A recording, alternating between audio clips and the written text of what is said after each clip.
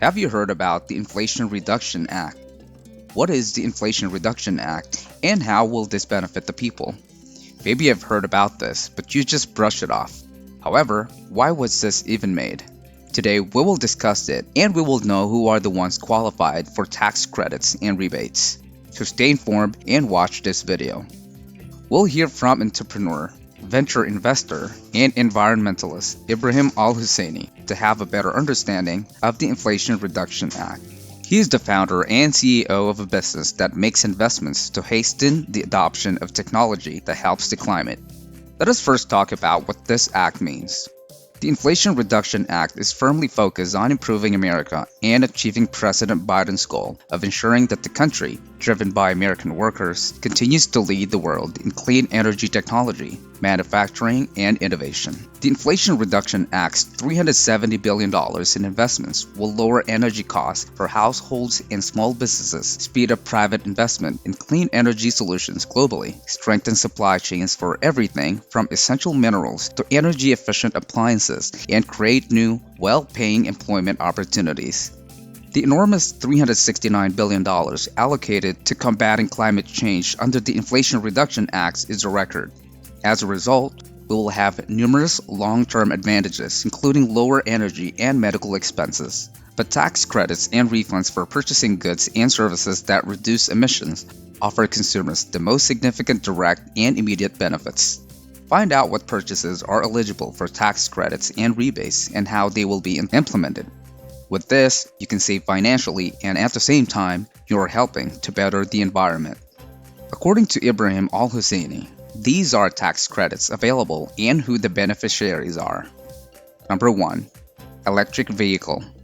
It makes a big difference because it really thinks through where these are most needed. Like they don't apply for $100,000 plus vehicles for wealthy people, and it does have a income gap as well, as well. So they're going towards the people who need them the most in the decarbonization piece of the equation.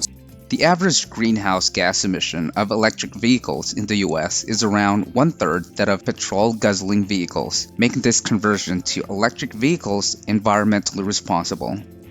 But even with this introduction of cheaper models, the cost of electric vehicles or EVs remains a barrier for many buyers. The bipartisan infrastructure law's historic investments in EVs and charging infrastructure, along with the new climate law's expansion of the existing EV tax credit, positions us for a more robust, sustainable transportation future. However, there are a few asterisks to be aware of. What is covered by the EV tax credit?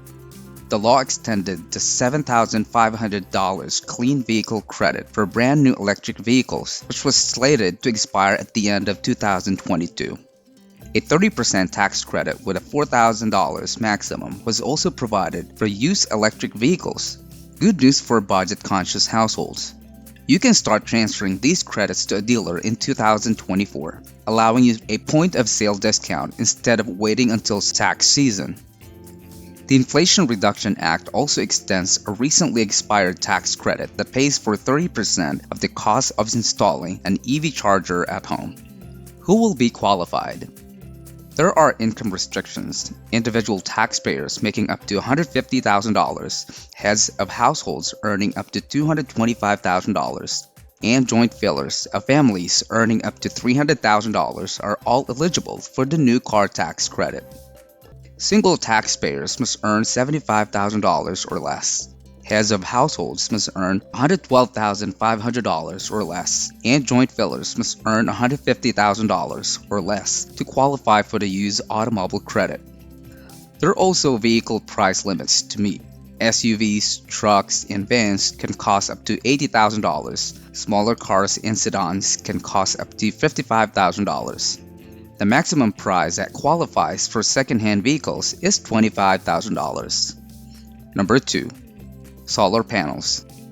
Right now, you can get up to $14,000 in tax credits for your heat pumps, for your solar panels, for your low-energy appliances, which is fantastic.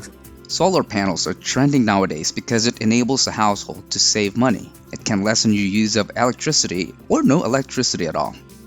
Rooftop solar has decreased in cost by more than 70% over the past 10 years due to increased demand, although installation still costs roughly $20,000. It's encouraging to see that increasing a soon-to-expire solar tax credit would make this more accessible for more individuals and speed up the time it takes for families to recoup their initial investment.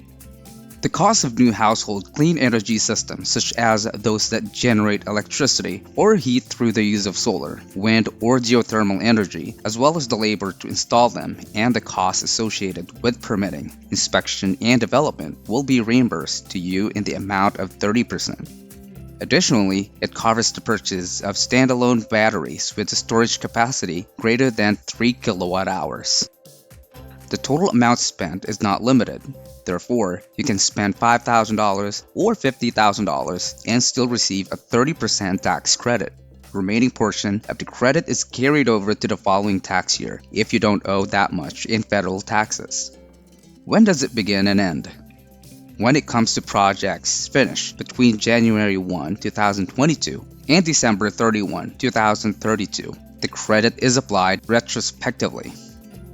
The project qualifies if you started it in 2021 and finished it in 2022. The credit for projects using exclusively battery storage will start in 2023. The difference is subsequently lessened to 26% in 2033 and 24% in 2034 for projects finished in those years. Everyone is eligible because there are no restrictions on applying for this tax credit based on location or income. Number 3. Sustainable home improvements. Your carbon footprint can be significantly reduced with numerous little, low-tech improvements. The Inflation Reduction Act encourages homeowners to make a variety of environmentally friendly upgrades. This credit, which recently expired, is being renewed and significantly upgraded. Consumers will now get 30% back up to $1,200 per year for energy-saving renovations like adding insulation or replacing external windows that keep cool air outside in the winter and inside in the summer. Before, the lifetime maximum was $500.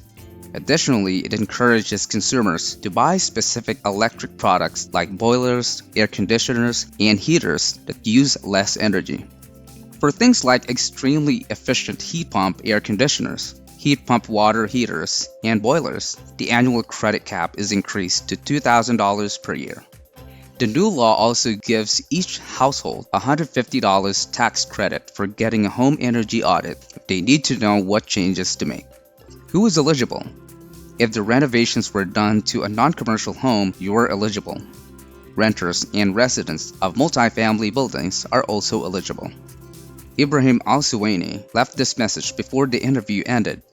Thanks to the authors of the bill and the lawmakers that passed it, they've created an environment where the entire industry and the investment community is coming together to take advantage of these incentives so we can transition from a high carbon to a low carbon economy, and they made that possible. It just needs to happen in every nation now.